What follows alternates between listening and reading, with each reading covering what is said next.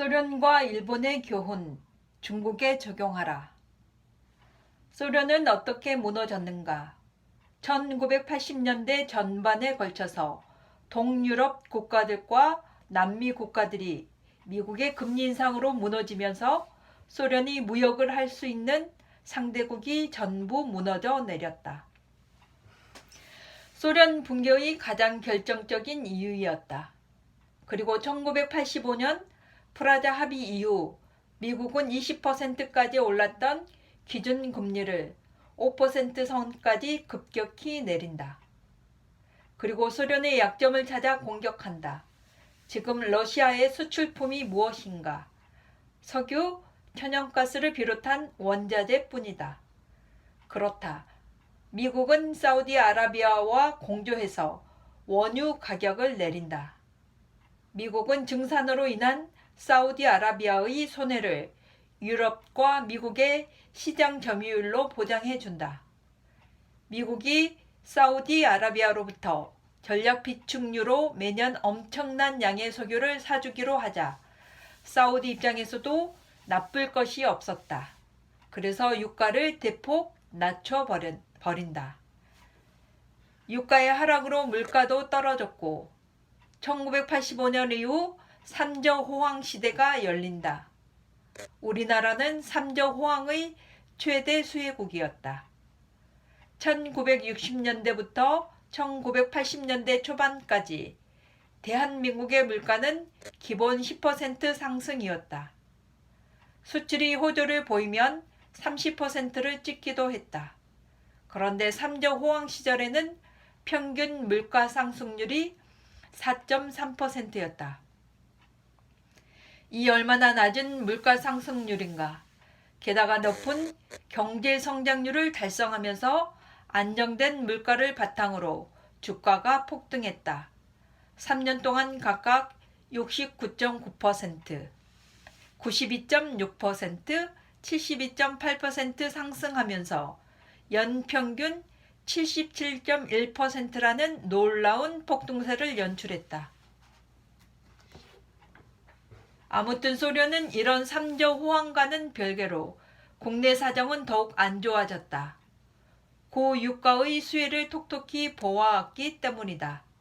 게다가 국가에서 계획하는 경제의 비효율은 극치를 달리고 있었다. 그러다가 유가가 급속히 떨어지자 경제가 치명상을 입었고 끝내 1991년 12월 26일 해체 수순을 밟는다. 미국 입장에서 소련은 일본보다 쉬운 상대였다. 일본보다 생산성과 기술력이 낮았기 때문에 굳이 금융전쟁까지 가지 않고 무역으로 얼마든지 끝낼 수 있었다. 지금은 미중 무역전쟁이 한창이다. 앞으로 우리는 어떤 식으로 대처를 해야 하는가? 미국은 앞으로 무역전쟁, 금융전쟁, 실제 전쟁의 수순을 밟을 것이다. 최근에 일어나는 일들은 무역전쟁의 일환이다. 그러나 무역전쟁만으로 중국을 끝낼 수는 없다. 장기적으로 봐야 하며 따라서 중국 투자는 상대적으로 위험하다. 중국이 무릎을 늦게 꿇을수록 중국이 잃는 것이 더 많아지므로 그 점을 주시해야 한다. 미국은 앞으로 중국을 어떻게 압박할까? 미국은 레이건 행정부 시절과 비슷한 정책을 펼치고 있다. 트럼프는 달러화 강세 프로젝트를 실시 중인데 최근 기사 제목 미상원 트럼프 감세한 가결 법인세 35%에서 20%로 기업 불러들인다. 트럼프 가지고 인프라에 1조 7천억 원불 투입. 미 연준 이르면 6월에 금리 인상 시사. 물가 2% 목표 근접 등에서 볼 수 있듯이 미국 연준은 금리를 올리다가 미 증시가 2018년 10월까지 폭락하자 2019년 금리를 동결하고 7월, 10월 연달아 금리를 내린다. 미국은 어떤 정책 목표가 있으면 찰떡 공조를 하는 모양새다.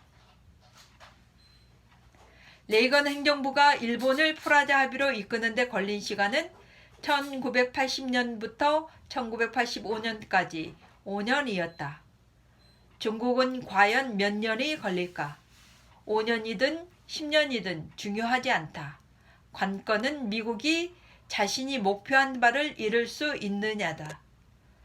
지금 중국은 미국에게 일방적으로 두들겨 맞고 있다. 그러니 중국 증시는 안 좋고 미국 증시는 최대치를 경신하며 상승 중이다.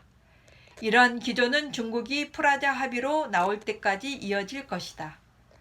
만약 중국이 미국의 요구를 받아들인다면 말이다. 미국의 요구는 금융시장 개방이다. 만약 중국이 시장을 개방하면 미국은 중국에 최대한 버블을 키울 것이다. 그리하여 도랑치고 가재 잡는 미국식 셈법에 맞는 이익을 취할 것이다.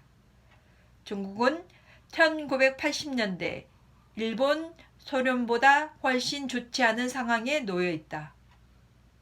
일본과 소련 두 가지 경우와 비교하여 지금의 중국을 바라보자. 중국은 일본보다 기술력이 낮다.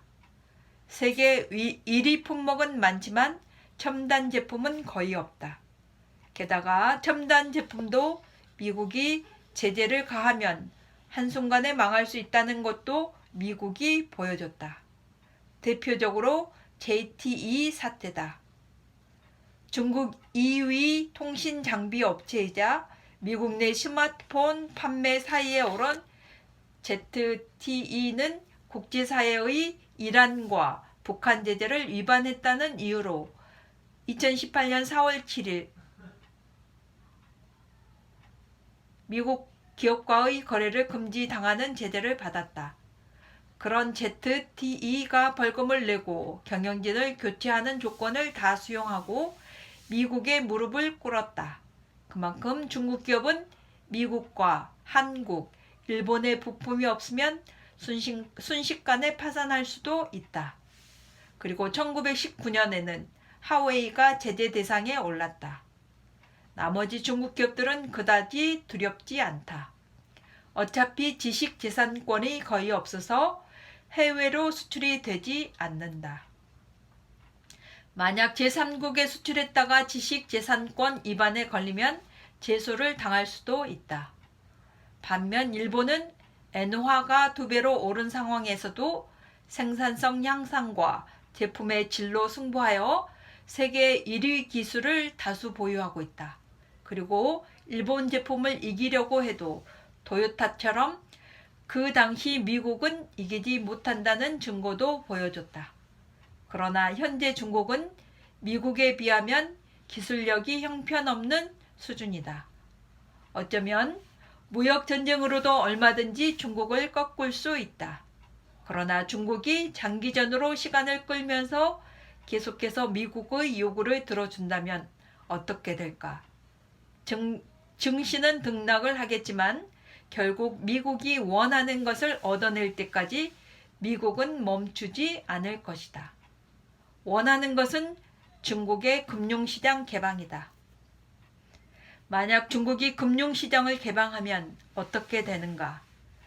중국 본토를 막대한 자금이 들어갈 것이고 중국 내 부동산, 주식 등의 엄청난 버블이 형성된다. 그러나 그리 오래 가지는 않을 것이다. 다만 그 버블이 커지는 동안 미국 경기는 블랙먼데이와 같은 증시 급락이 올 것이다. 과거 미국은 누군가와 싸울 때면 증시가 좋았다. 전쟁을 할 때는 특히 더 올라간다. 그러나 전쟁이 끝나면 증시도 과도한 부양 여파로 추락한다.